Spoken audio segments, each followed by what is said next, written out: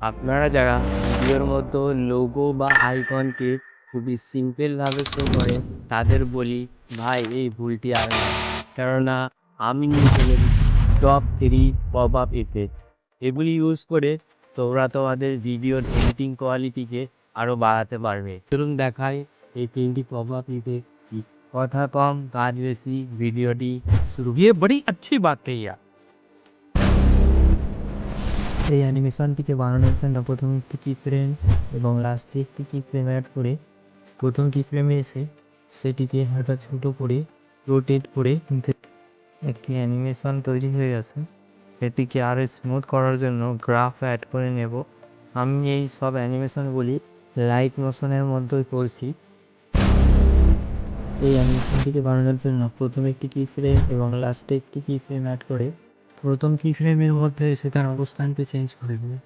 তারপর গ্রাফে এসে বাউন্স গ্রাফে দ্বিতীয় নম্বর গ্রাফটি অ্যাড করে নেব। তারপর এগুলিকে সমস্ত কি ফ্রেমের মাঝে অ্যাড করে দেবে। এই অ্যানিমেশনটিকে বানানোর জন্য প্রথমে এই লোগোটিতে একটি ইফেক্ট অ্যাড করব, সেটি হচ্ছে এটি অ্যাড করার পর এর কিছু অ্যাডজাস্টমেন্ট করতে হবে, সেগুলি আমি আপনাদের স্ক্রিনের সামনে শো করিয়ে দিচ্ছি। এই অনুযায়ী আপনারা করে নেবেন। প্রথমে একটি কি ফ্রেম অ্যাড করে তারপরে লাস্টে একটি কি ফ্রেম অ্যাড করে রোটেট অপশানটা ইউজ করে এটিকে রোটেট করে দেবো। এই অ্যাডজাস্টমেন্ট অনুযায়ী আপনারা এগুলি করে নেবেন। তারপরে গ্রাফ অ্যাড করে নেব কি ফ্রেমের মাঝে।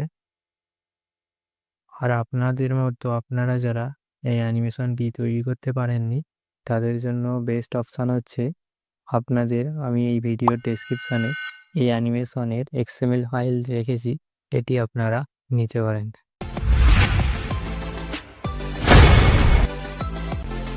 আর তোমরা যদি নেক্সট ভিডিওর জন্য কোনো কমেন্ট করে যাও তাহলে অবশ্যই আমি তোমাদের কমেন্টের রিপ্লাই দেব।